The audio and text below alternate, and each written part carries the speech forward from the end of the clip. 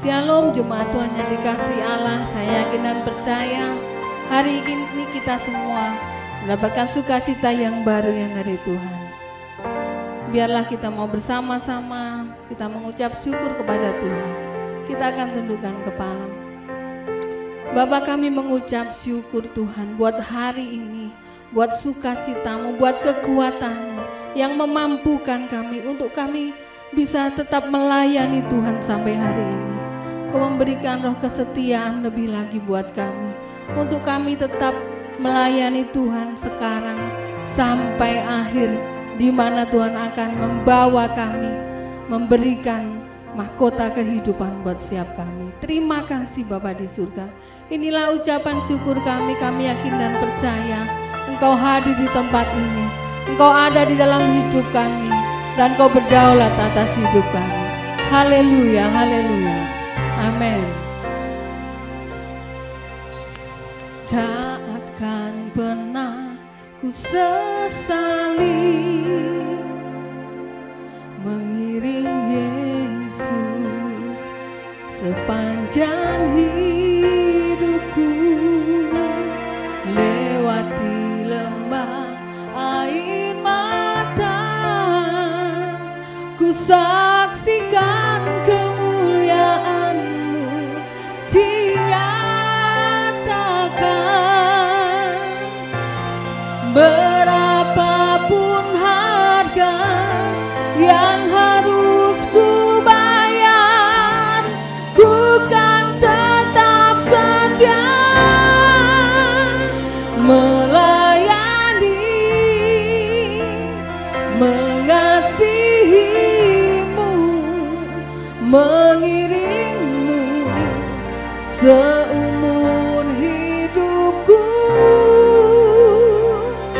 Janjimu kan tetap ku pegang teguh, sampai ku dapat mahkota kehidupan.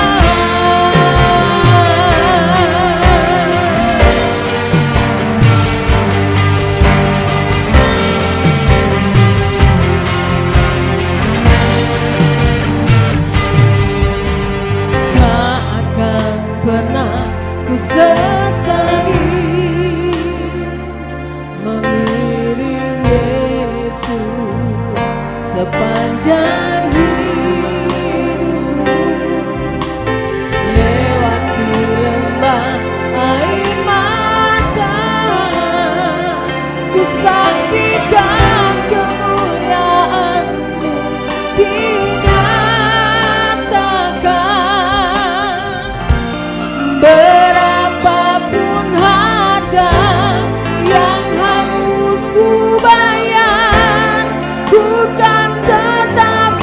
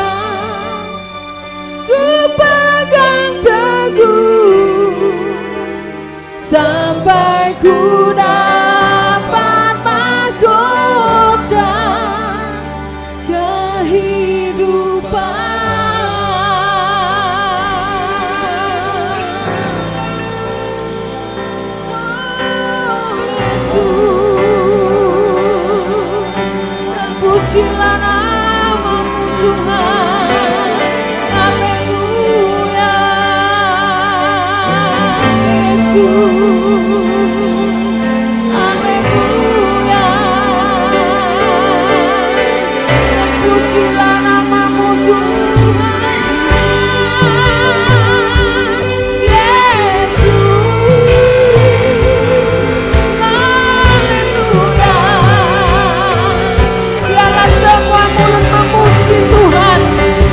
Biarlah semua bangsa memuji Tuhan. Hanya Yesus yang layak ditinggikan dan diagungkan. Haleluya. Haleluya. Haleluya. Terpujilah namamu Yesus. Glory haleluya. Hanya Kau yang layak kami tinggikan, Kau layak kami agungkan. Oh Yesus, haleluya, haleluya. Melayani, mengasihimu, mengiringmu seumur hidupku. Amin. Ku pegang teguh sampai ku dapat mahkota, melayani, mengasihimu, mengiringmu seumur hidupku. Janjimu kan tetap ku pegang teguh sampai ku dapat mahkota kehidupan.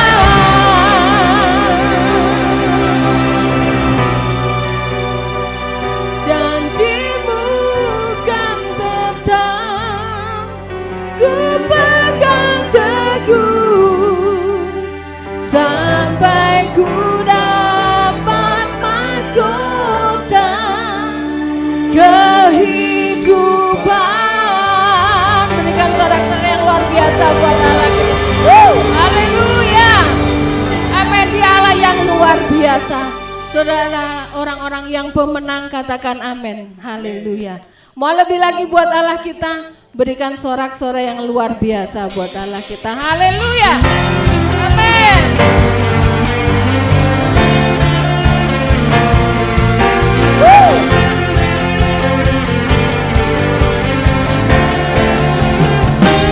Semuanya katakan, Dia adalah Allah yang pemenang. Haleluya.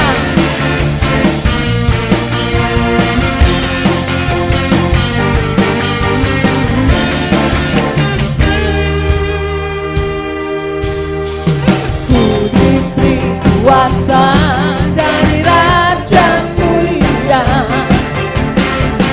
menaklukkan musuh. Katakan, di bawah kaki kita injak iblis. Ku pakai kuasa dari Raja Mulia. Katakan, bila Allah ada bersamaku, dapat jadi lawanku. Hey, sungguh besar Kau Tuhanku, Engkau perisai hidupku. Ku berdiri dengan iman dalam Yesus Tuhan. Kau yang memberi kemenangan, ku bersorak merayakan. Terpujilah Engkau Raja, segala raja. Haleluya. Ku diberi kuasa dari Raja Mulia. Katakan, menaklukkan injak iblis di bawah kaki.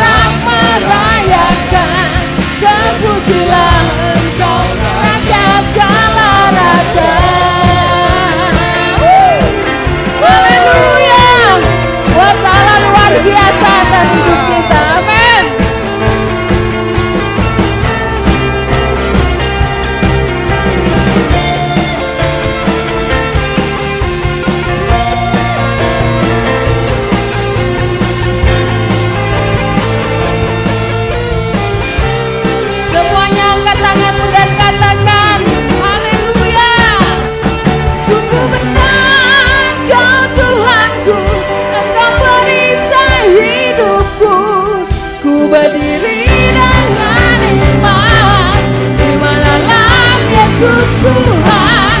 Kau yang memberi kemenangan, ku bersorak merayakan. Terpujilah Engkau Raja, Segala Raja. Katakan sungguh besar Kau Tuhanku, Engkau perisai hidupku. Ku berdiri dengan iman, iman dalam Yesus Tuhan. Kau yang memberi kemenangan, ku bersorak merayakan. Terpujilah Engkau Raja, Segala Raja.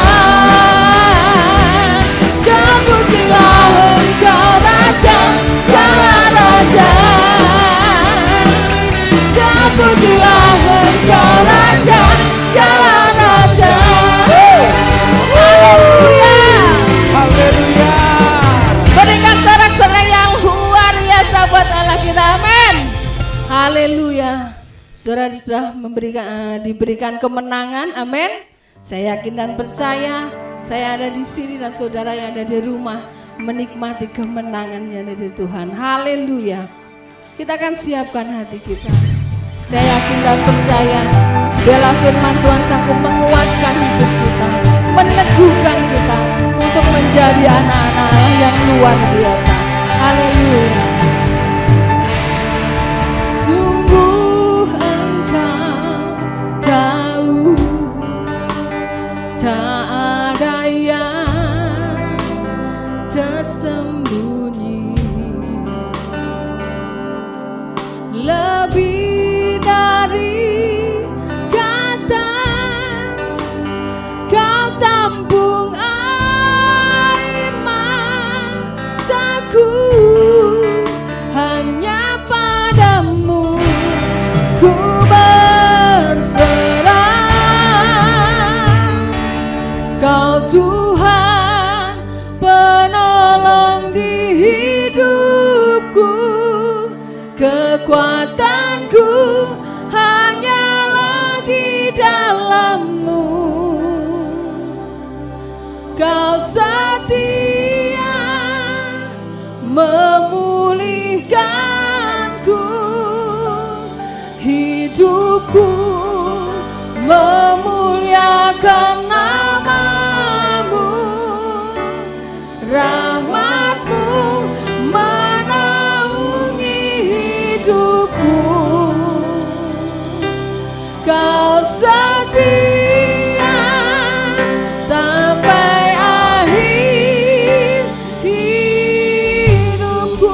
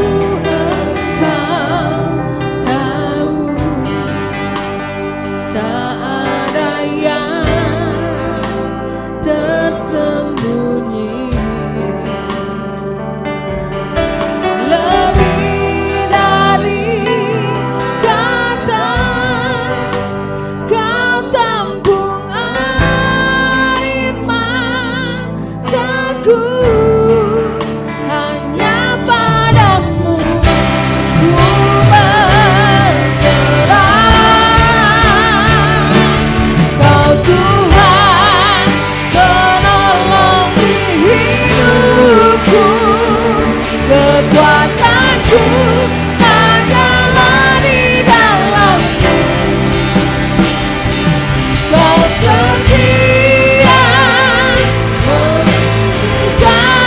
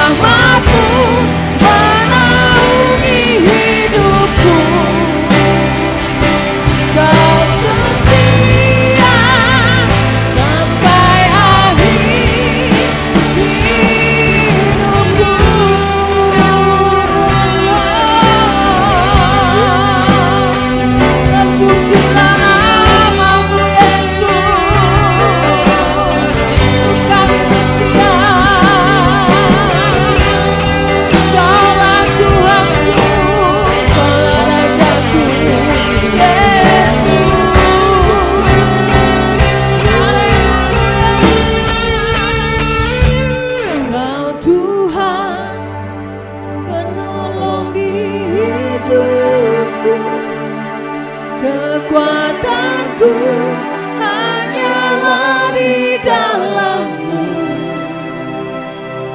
Kau setia memulihkanku, hidupku memuliakan nama-Mu. Rahmat-Mu menaungi hidupku. Kau setia sampai akhir. Kau Tuhan penolong di hidupku. Kekuatan-Mu hanyalah di dalam-Mu.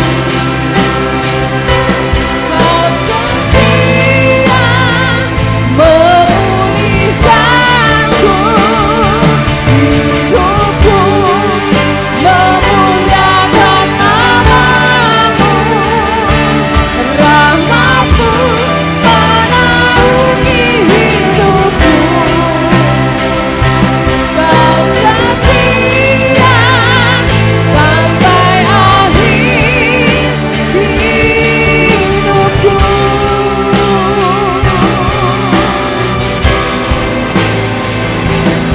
Kau setia sampai akhir hidupku.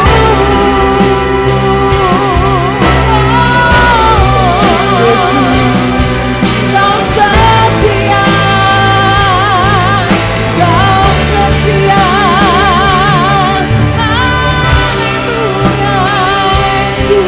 Haleluya, Yesus.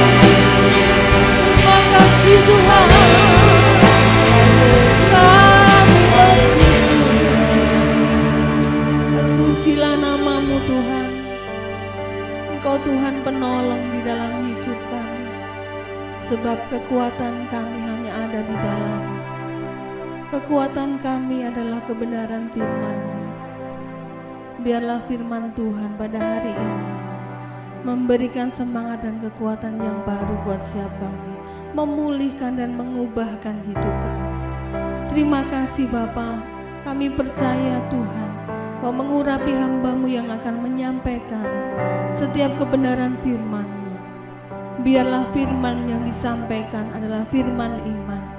Kami percaya Tuhan, Kau mengurapinya. Engkau Tuhan yang memberikan hikmat marifat yang dari surga turun atas hamba-Mu. Terpujilah nama-Mu, kami percaya.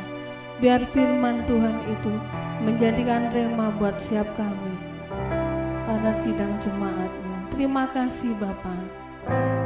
Kami sambut kebenaran firman-Mu pada hari ini. Hanya di dalam nama Tuhan Yesus Kristus kami terima firman-Mu. Haleluya, haleluya. Amin.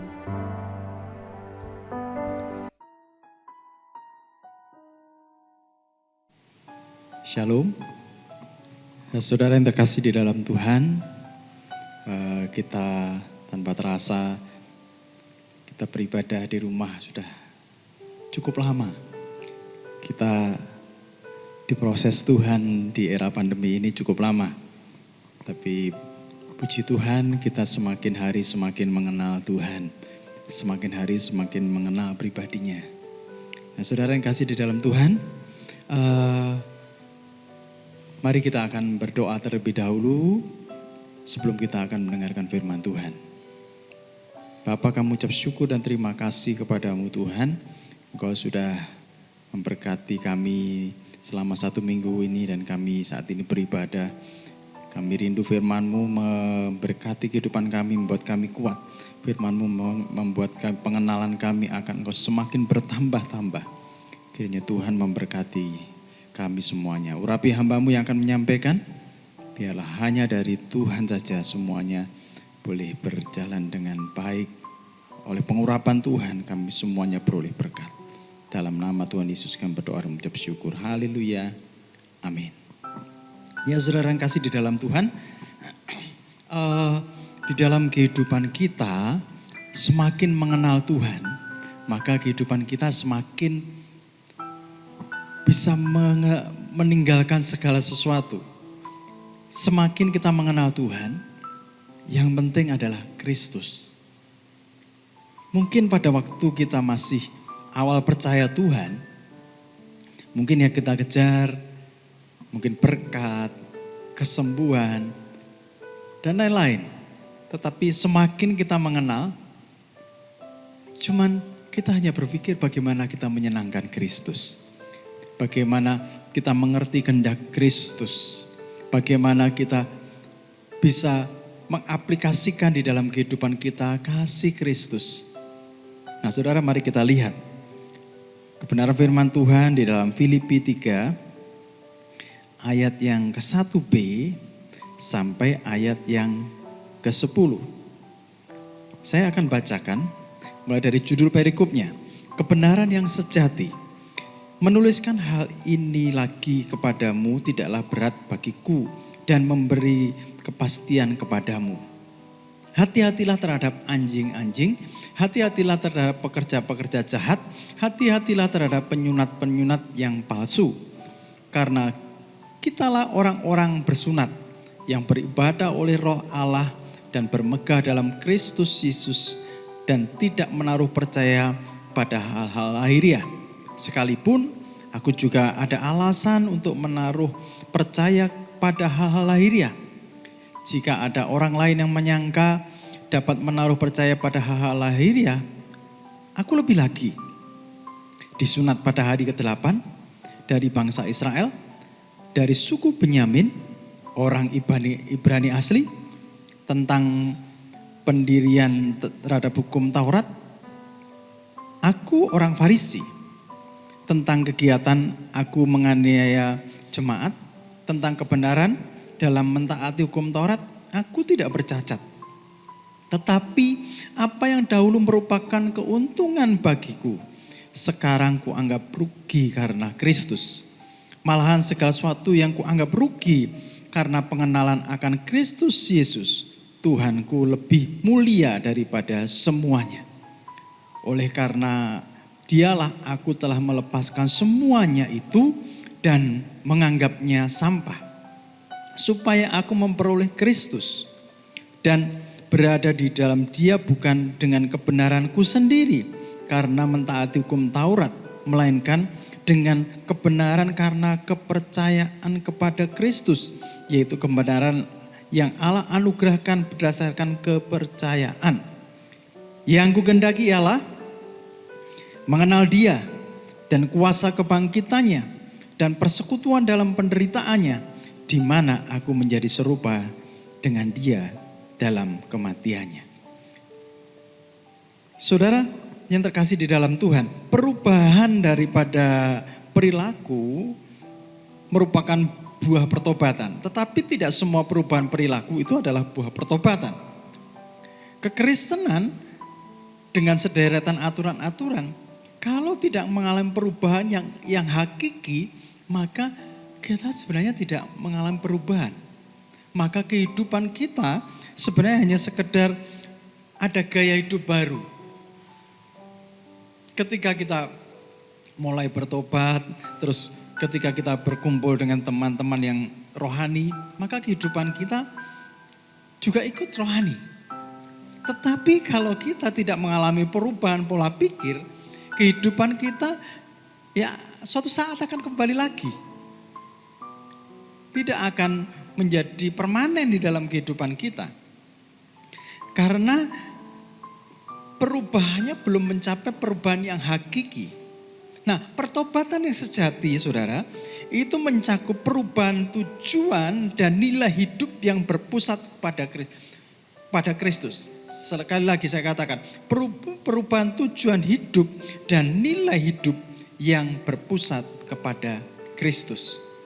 Nah, saudara, kalau kita baca tadi tentang Rasul Paulus, dia berpesan terhadap pengajaran-pengajaran yang salah, terhadap orang-orang yang menyelewengkan ajaran yang sejati. Dia meyakinkan bahwa kita harus mengenal Tuhan. Kita harus mengenal Tuhan lebih lagi.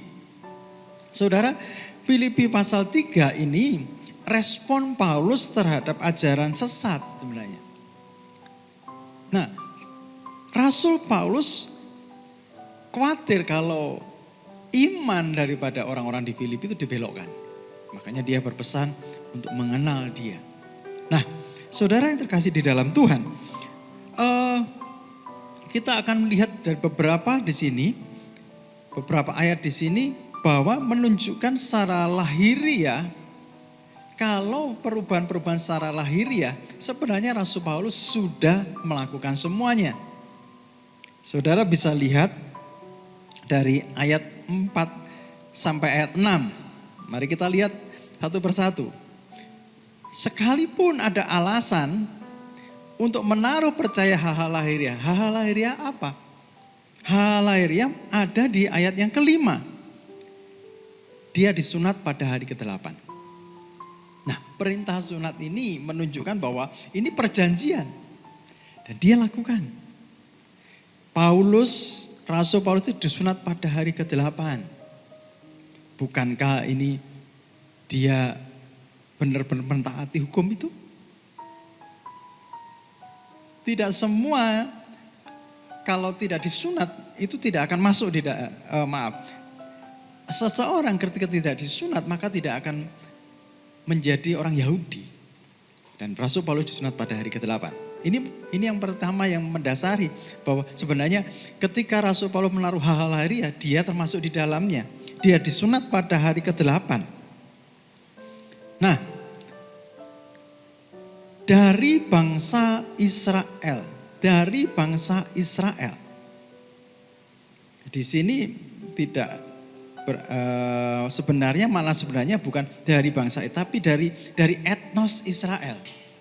Saudara, etnis Israel itu sebuah kaum yang elit, di mana ketika disebut sebagai orang Yahudi, orang Israel, maka ada suatu kesan yang berbeda sekali, bangga sekali dengan hal itu, bahwa kalau keturunan Israel memang bangsa pilihan Tuhan. Memang sejak semula Tuhan memilih bangsa Israel, dan kebanggaan itu ada. Dan Rasul Paulus ini adalah bangsa Israel, suku Israel. Dia etnosnya etnos Israel, murni. Terus dikatakan lagi, dia dari suku Benyamin. Suku Benyamin, siapakah Benyamin? Ini anak Yakub dari istri yang dikasihi. Nah, saudara, ada garis keturunannya bahwa dia ini suku Israel. Sudah jelas, kalau Israel berarti berkaitan dengan Yakub. Dan dia garis keturunannya keturunan Yakub. Betapa ini bisa dibanggakan. Bangga sekali, dia disunat pada hari ke-8, terus dia orang Israel, etnosnya Israel, dia dari suku Benyamin. Apalagi dikatakan dia orang Ibrani asli, orang Lewi, orang Ibrani asli. Bukan dari garis-garis yang agak campur, tidak, tapi asli. Nah, saudara, terus tentang pendirian terhadap hukum Taurat, aku orang Farisi. Saudara, menjadi Farisi itu tidak gampang. Menjadi Farisi itu harus melakukan hukum-hukum yang sangat ketat. Dan ketika menjadi seorang Farisi di Israel sana, ketika dikatakan ia seorang Farisi, itu adalah kaum yang elit sekali. Artinya dia sudah melewati masa-masa di mana dia harus melewati tahap-tahap pembelajarannya, tahap-tahap mulai dari nol, dari masih kecil sampai dia mengikuti kepada rabi. Itu dijalani semuanya. Dan Rasul Paulus ini lulus. Dia orang Farisi. Orang Farisi kalau melakukan hukum Taurat sangat ketat sekali dan tidak ada yang tidak dilakukan. Ketika jamnya berdoa, dia berdoa. Selalu ada Taurat di dahi dan di lengannya. Selalu diingatkan Taurat, selalu Taurat, selalu Taurat, selalu Taurat. Nah, ayat 6 tentang kegiatan aku menganiaya jemaat. tentang kebenaran dalam mentaati hukum Taurat. Aku ini tidak bercacat. Rasul, bayangkan Rasul Paulus ini nyaris sempurna. Bahkan sempurna sekali kalau disebut sebagai orang Yahudi. Ajaran-ajaran Yahudinya benar-benar bisa dipertanggungjawabkan. Tetapi saudara lihat, di ayat yang ke-7, tetapi apa yang dahulu merupakan keuntungan bagiku, apa yang dulu merupakan keuntungan bagiku, apa yang dulunya merupakan kebanggaan bagiku, sekarang ku anggap rugi karena Kristus. Rasul Paulus yang sedemikian, kalau dia boleh membanggakan dirinya, ada alasan untuk membanggakan dirinya. Tapi setelah dia mengenal Kristus, semuanya itu rasanya sia-sia. Apa yang dulu kubanggakan itu aku anggap sampah. Nah, di sini saudara, ayat 8, malahan segala sesuatu yang kuanggap rugi karena pengenalan akan Kristus. Karena pengenalan akan Kristus itu lebih mulia dari segalanya. Pengenalan akan Kristus lebih mulia dari segalanya. Saudara, ada pembalikan transformasi akal budi pada diri Paulus. Kata menganggap atau hegeomai ini berkali-kali muncul di dalam ayat 7 dan 8. Maknanya lebih mengarah kepada mempertimbangkan.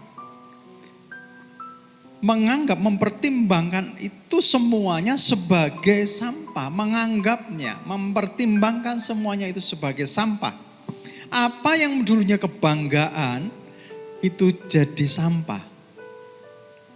Nah, terus muncul kata-kata pengenalan. Ayat 8. Malahan segala sesuatu yang kuanggap rugi karena pengenalan akan Kristus Yesus Tuhanku. Pengenalan ini dari kata gnosis. Ketika mengetahui dengan pikiran, dengan intelektualnya, gnosis, dengan intelektualnya, itu Rasul Paulus merasa apa yang sudah kuperoleh dulu itu tidak ada apa-apanya dibandingkan dengan hal ini. Pengenalanku akan Tuhan itu, pengenalanku akan Kristus jauh lebih mulia. Rasul Paulus adalah seorang rasul yang pintar. Dia secara intelektual pintar. Dia bisa memahami semuanya. Ketika mengenal Kristus, yang masih sedikit mengenal Kristus, semuanya itu dianggap rugi. Bahkan pengenalan melakukan hukum Taurat, melakukan semuanya itu dianggap rugi ketika dia mulai mengenal Kristus. Nah, terjadi perubahan gaya hidup mulai dari pengenalan Kristus dari akal budinya dulu. Saudara, kalau saudara belajar terus firman Tuhan, maka akal budi saudara akan berubah. Saudara akan mengalami transformasi iman. Saudara akan mengalami optimalisasi daripada pikiran saudara. Saudara jujur, ketika saya belajar terus, semakin belajar, saya justru semakin kagum akan Tuhan. Ketika bersama-sama di dalam doa pagi, kita belajar bersama-sama. Sungguh ketika dipelajari terus, saya semakin kagum akan Tuhan. Apa yang dulu saya pelajari, apa yang dulu di sekolah Alkitab saya pelajari, pengenalan akan Tuhan ini, yang Tuhan nyatakan hari-hari ini, justru bisa merubah pikiran saya. Saudara yang terkasih di dalam Tuhan. Transformasi akal budi yang berpusat pada Injil, yaitu Injil Yesus Kristus, ini memberikan orientasi kepada hidup baru. Orientasi ini akan mencakup tujuan hidup kita dan nilai-nilai hidup kita dan yang berakibat kepada makna di dalam hidup kita. Jadi tujuan ini yang dari orientasi yang berpusat pada Kristus ini akan membawa tujuan yang benar. Dari tujuan itu akan mempengaruhi nilai-nilai di dalam kehidupan kita yang akhirnya membuat hidup kita menjadi bermakna. Saudara, ada 3 hal yang hari ini akan saya sampaikan. Yang pertama tentang tujuan hidup. Ayat 4 dan ayat 6. Ayat 4 sampai ayat 6.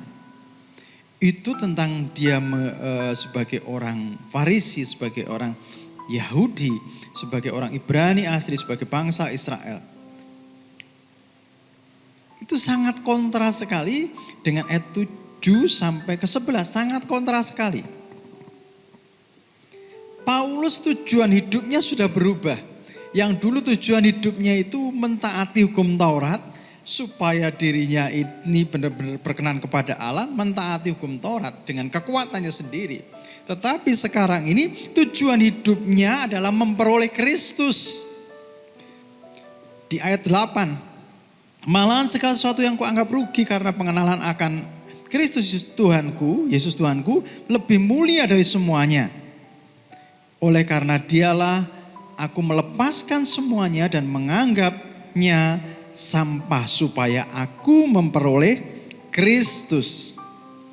Nah, di sini dikatakan bahwa memperoleh Kristus itu tujuan utama daripada Rasul Paulus. Bagaimana dengan hidup saudara? Tujuan hidupmu sebagai orang Kristen apa? Tujuan hidupmu sebagai orang Kristen apakah engkau hanya sekedar diberkati? Apakah hanya engkau sekedar disembuhkan? Apakah hanya engkau sekedar ingin memiliki pengetahuan? Mari kita belajar lebih dalam lagi. Seperti Rasul Paulus, tujuan hidupnya adalah memperoleh Kristus. Memperoleh Tuhan. Kalau kita memperoleh Tuhan, maka hidup kita akan berubah total. Nah saudara, memperoleh Kristus di dalam ayat 10 dikatakan, ya maka Rasul Paulus mengendaki, yang ku kendaki ialah mengenal dia. Bukan lagi dari kata gnosis, tapi ginosko. Mengenal dia. Saudara ingat, waktu Yesus mengatakan, domba-dombaku mengenal aku. Mengenal ini sama, katakan ginosku. Domba-domba Tuhan mengenal Tuhan. Mengenal apa yang diingini Tuhan. Mengenal pribadinya Tuhan. Apa yang diingini Tuhan di dalam hidup saudara. Ketika saudara, tujuan hidup saudara memperoleh Kristus, maka saudara tidak lagi pada pengetahuan saja, tetapi rindu mengalami Kristus secara personal. Nah saudara, pengenalan ini harus terus-menerus kita usahakan untuk mengenal Kristus. Bagaimana kita bisa mengenal pribadinya. Mengenal apa yang dikehendaki Tuhan di dalam kehidupan kita. Nah, saudara, kita bisa mengenal Kristus melalui kuasa-Nya. Kita bisa mengenal Kristus melalui persekutuan yang erat dengan Tuhan setiap hari. Apakah saudara rindu bersekutu erat dengan Tuhan setiap hari? Mengenal pribadinya. Di dalam setiap langkah-langkah hidup kita, setiap apa yang kita lakukan, apakah saudara sudah memiliki persekutuan yang erat dengan Tuhan? Saudara, relasi ini yang dibutuhkan setiap orang, yaitu relasi di dalam kasih ini yang dibutuhkan oleh setiap orang. Nah saudara, setelah kita mengalami tujuannya berubah, bukan lagi kepada mentaati hukum-hukum supaya kita ini sempurna di dalam kekristenan, tidak. Tetapi gini, hidup kita adalah Kristus. Hidup kita adalah, tujuan hidup kita adalah Kristus, mengenal pribadinya. Maka yang kedua saudara, itu akan mempengaruhi nilai-nilai di dalam kehidupan saudara.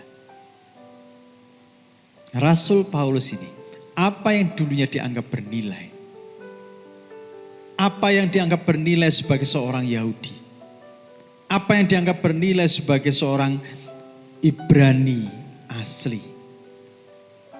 keturunan Benyamin, yang dulu nilai, tapi kemudian karena pengenalan akan Kristus, karena tujuannya sudah kepada Kristus dan ingin mengenal Kristus, maka nilai-nilai itu berubah saudara. Maka nilai-nilai yang dia pelajari itu berubah. Disinilah sesuatu yang dulunya bernilai, sekarang tidak bernilai. Sesuatu yang dianggapnya dulu tidak bernilai, tetapi sekarang menjadi bernilai ketika tujuannya benar. Ketika tujuannya ada pada Kristus. Saudara, ubah tujuan hidup saudara. Supaya tujuan hidup saudara mengenal Kristus. Maka nilai-nilai kehidupanmu akan berubah. Maka saudara akan tahu persis bahwa yang dulunya kebanggaan, apa yang dulunya kita banggakan, harta yang kita banggakan, pengetahuan yang kita banggakan, itu bisa menjadi tidak bernilai. Karena aku mengenal Kristus. Dan yang sekarang, apa yang dulunya aku anggap biasa-biasa, dulu yang aku anggap ini tidak bernilai, sekarang oleh karena pengenalan Kristus menjadi bernilai. Hidup kita akan berubah ketika tujuannya berubah. Dan perubahan tujuan hidup ini akan membawa nilai di dalam kehidupan kita. Saudara yang terkasih di dalam Tuhan. Ketika kita ngejar Tuhan. Ketika kita benar-benar kita fokus kepada Kristus. Dan bukan kepada yang lain. Maka kita akan mengalami Tuhan secara personal. Dan mempengaruhi kehidupan, nilai-nilai kehidupan kita. Nah, yang ketiga saudara, setelah kita memahami tujuan hidup kita, tujuan hidup kita berubah. Terus yang kedua, maka nilai-nilai di dalam hidup kita akan juga berubah. Dan tujuan sama nilai ini akan membawa kita, hidup kita menjadi bermakna.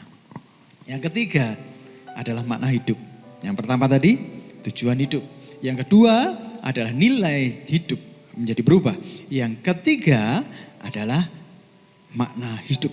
Pemahaman tentang tujuan hidup dan nilai hidup akan menentukan bagaimana seseorang memaknai hidupnya. Bagi Paulus yang dulu yang terpenting adalah dibenarkan di hadapan Tuhan melalui melakukan hukum Taurat. Tetapi pada saat itu, pada saat setelah dia mengenal Kristus, dia tidak lagi mengejar itu. Justru dia bisa menikmati hidupnya. Hidupnya serasa bermakna. Hidupnya serasa dia benar-benar seperti lahir baru. Berubah total. Berubah total. Nilai-nilainya berubah total. Hidupnya berubah total. Keinginan untuk memperoleh Kristus. Itu yang membuat hidupnya berubah total semua. Inilah sebenarnya kesuksesan daripada hidup. Kalau saudara semakin dalam kekristenan, semakin dalam mengenal Tuhan, saudara tahu bahwa hidup saudara bermakna. Hidup saya bermakna. Hidup saya benar-benar berarti. Karena apa? Tuhan sudah menyelamatkan kita. Tidak hanya Tuhan menyelamatkan hidup kita. Tuhan mengubah hidup kita. Untuk kita bermasuk bersama-sama dengan Dia. Nilai hidup kita berubah. Terus kemudian kehidupan kita ini terasa sekali. Kita ini bermakna. Dulu sebelum mengenal Kristus. Dan sekarang setelah mengenal Kristus. Berubah total.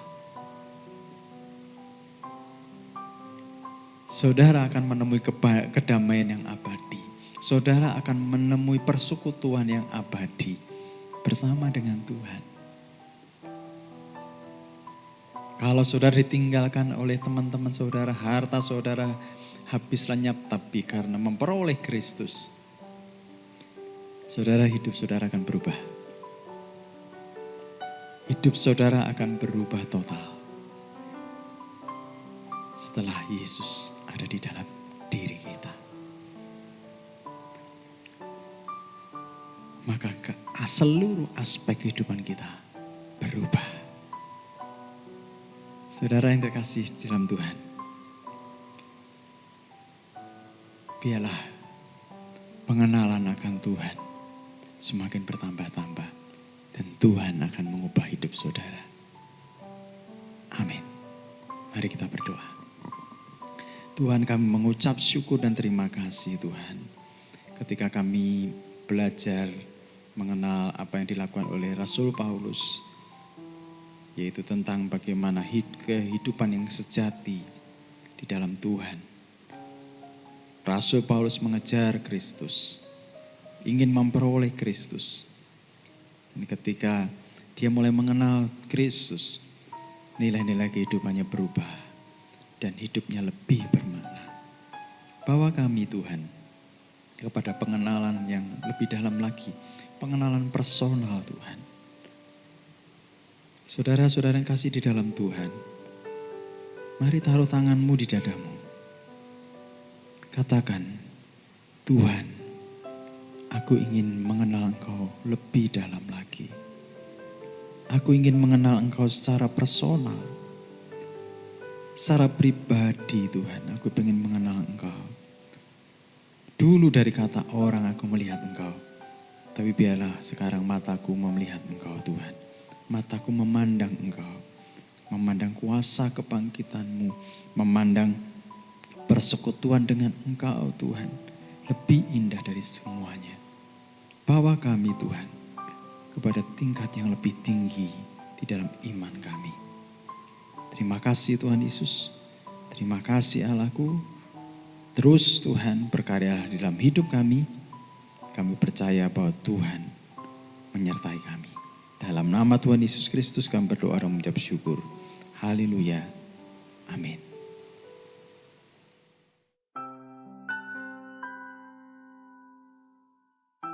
Saudara, mari kita akan akhiri ibadah pada hari ini. Dan mari kita akan berdoa. Bapa, kami mengucap syukur dan terima kasih kepadamu Tuhan. Engkau telah hadir di tengah-tengah kami, di dalam ibadah kami, dimanapun kami berada. Kami percaya Tuhan kehadiran-Mu ubah kami. Kehadiran-Mu Tuhan yang terus-menerus kami kejar, merubah nilai-nilai di dalam kehidupan kami dan membuat hidup kami semakin bermakna Tuhan. Tuhan, biarlah setiap pribadi lepas pribadi, selesai daripada kami beribadah, Tuhan berkarya lebih lagi di dalam kehidupan kami. Kami akan melihat kuasa kebangkitan-Mu di tengah-tengah kami. Kami akan melihat persekutuan Tuhan yang lebih intim dengan Tuhan. Dalam penderitaan-Mu, di dalam segala sesuatu Tuhan. Terima kasih Tuhan Yesus. Sekarang Tuhan tiba saatnya, Tuhan berkati kami Tuhan. Mari angkat kedua tanganmu saudara. Tuhan memberkati-Mu senantiasa. Persekutuan-Mu dengan Tuhan semakin bertambah-tambah. Kau akan semakin mengenal Tuhan. Kau akan semakin mengenal kuasanya. Kau akan semakin mengenal persekutuannya. Tuhan memberkati-Mu senantiasa. Tuhan memberkati pekerjaan-Mu. Kau akan melihat karya Tuhan di dalam pekerjaan-Mu. Tuhan memberkati hidup pernikahan-Mu. Tuhan memberkati buah kandungan-Mu. Tuhan memberkati anak-anak-Mu. Damai sejahtera Tuhan, kesehatan, dan semua yang baik dilimpahkan Tuhan kepadamu. Kiranya kasih karunia daripada Tuhan Yesus Kristus dan kasih Allah serta persekutuan Roh Kudus menyertai kehidupan mulai hari ini sampai selama-lamanya. Di dalam nama Tuhan Yesus Kristus kami berdoa dan mengucap syukur. Haleluya. Amin. Selamat hari Minggu. Tuhan Yesus memberkati. Melayani, mengasihimu, mengiringmu